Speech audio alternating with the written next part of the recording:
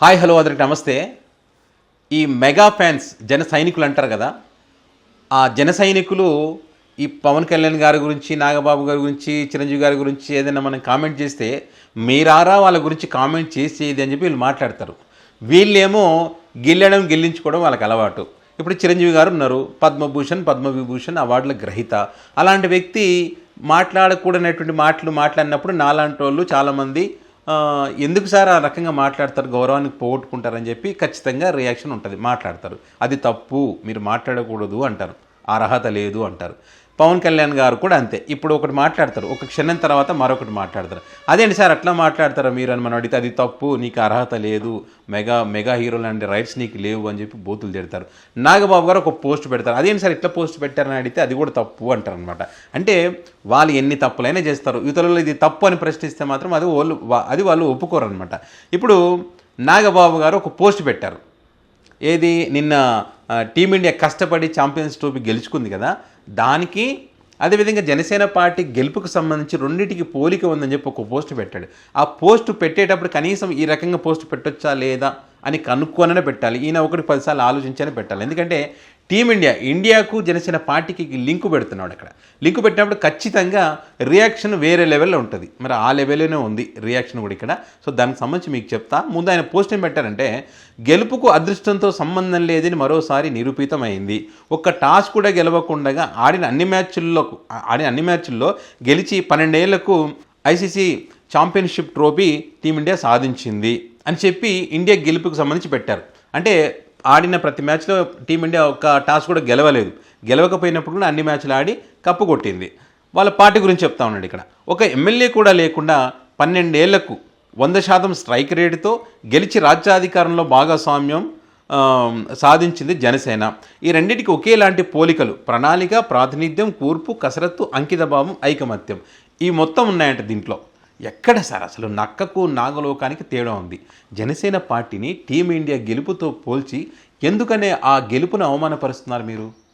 నిజంగా ఎంత దారుణం చూడండి. మీరు ఒక్కసారి ఆలోచన చేయండి, ఒక్కసారి అబ్జర్వ్ చేయండి. టీమిండియా కష్టపడేది, టీమిండియా ఇక్కడ గెలిచే మ్యాచ్ల్లో ఆడలేదు. ఇక్కడ ఇది మేము గెలుస్తాం అనే మ్యాచ్లో ఆడిందా టీమిండియా? ఉన్న ప్రతి మ్యాచ్ ఆడింది, కష్టపడి గెలిచింది. కూర్పు, కసరత్తు, కష్టము అన్నీ ఉన్నాయి. ఉంది కాబట్టి అన్ని మ్యాచ్లో గెలిచింది. మరి జనసేన పార్టీ ఉన్న 175 నియోజకవర్గాల్లో పోటీ చేసింది ఏమైనా? లేదు కదా. వాళ్ళు గెలుస్తాము, మా సామాజిక వర్గానికి చెందినటువంటి ఓట్లు ఎక్కడున్నాయి, పవన్ కళ్యాణ్ గారు ఎక్కడ నిలబడితే గెలుస్తారనుకున్నటువంటి నియోజకవర్గాలని పోటీ చేసి, అది కూడా తూర్పుగోదావరి, ఉభయ గోదావరి జిల్లాలో 21 సీట్లు తీసుకొని అక్కడ మాత్రమే గెలిచినటువంటి పరిస్థితి వాళ్ళది. మరి ఈ లెక్కన వీళ్ళకి ఎక్కడ పొంతనుంటుంది అసలు? అదేవిధంగా టీమిండియా సింగిల్గా అక్కడ ఆడింది. టీమిండియా ఎవరితో పొత్తు పెట్టుకోలే. మేము 2 మ్యాచ్లు గెలిచాం, మీరు 2 మ్యాచ్లు గెలిచారు కదా, కాబట్టి మనం పొత్తు పెట్టుకొని ఈ మ్యాచ్లో ఆడదామని చెప్పాము. అట్లా ఐపీఎల్ మ్యాచ్లాగా ఆ టీంలో ఒకరు, ఈ టీంలో ఒకరు, ఆ దేశంలో ఒకరు, ఈ దేశంలో ఒకరు తీసుకుంటే అట్ట తీసుకున్నారు ఏమైనా? కాదు కదా.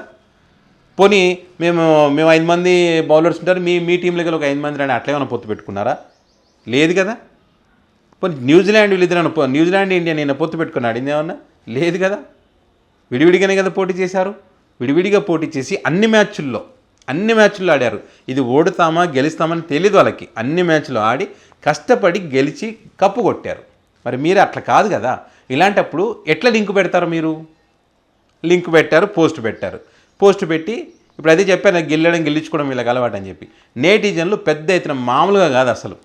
ఎట్లా సార్ మీకు ఆ పోస్ట్ పెట్టబుద్ధి అయింది? 11 సంవత్సరాలుగా మీరు మోయనటువంటి జెండా లేదు, అన్ని పార్టీల జెండాలు మోస్తారు, ఒక్క వైసీపీ పార్టీ జెండా తప్పితే.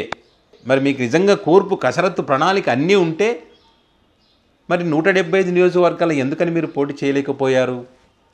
మరి మీరు ఎందుకని ప్రత్యక్ష ఎన్నికల్లో పాల్గొని మరి మీరు ఎమ్మెల్యే కాలేకపోయారు? ఇప్పుడు దొడ్డిదారులో ఎమ్మెల్సీ పదవి ఏ రకంగా చేపడుతున్నారు? మీరు ఇప్పుడే ఇట్లా మాట్లాడితే రేపు మంత్రిగా ప్రమాణ స్వీకారం చేసిన తర్వాత ప్రజలకు సంబంధించి మీరు ఇంక ఏ రకమైన పోస్టులు పెడతారో, ఏ రకంగా నిర్ణయాలు తీసుకుంటారు అని చెప్పి కామెంట్ చేస్తూ ఉన్నారు. మామూలు కాదు అసలు, చెడు కూడా ఆడుతూ ఉన్నారు. ఇంకా కొన్ని కామెంట్లు చూస్తే ఇంకా నేను చెప్తే మళ్ళీ వాళ్ళ మనోభావాలు దెబ్బతింటాయి. ఎవరి దగ్గర వంగకుండగా, ఎవరిని దేహి అని అడగకుండగా అట్లా ఏమన్నా పోటీ చేశారు? లేదు కదా. అదేవిధంగా మరికొంతమంది ఏమైనా కామెంట్ చేస్తారంటే, వైసీపీ పార్టీకి సంబంధించి జగన్ గారికి సంబంధించి ప్రతిసారి వీళ్ళు ఏమంటారు, 11 అని చెప్పి కామెంట్ చేస్తూ ఉంటారు. ఇప్పుడు ఆ 11 మందే ఇండియా టీము, 11 మంది.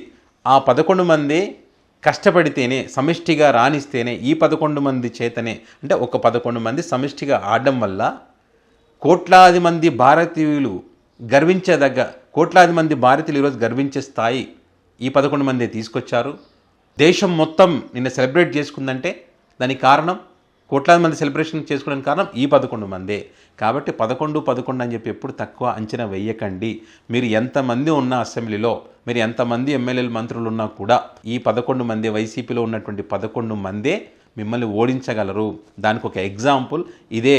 మీరు ఈరోజు అదృష్టం కలిసి వచ్చి అధికారంలో ఉన్నారు, అది గుర్తుపెట్టుకోండి.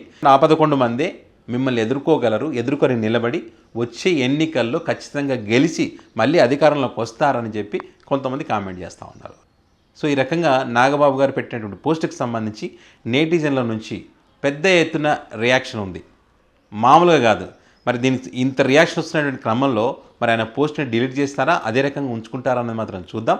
సో ఈ మరి నాగబాబు గారి పోస్టుకి సంబంధించి మీ అభిప్రాయాన్ని కామెంట్ రూపంలో పెట్టండి.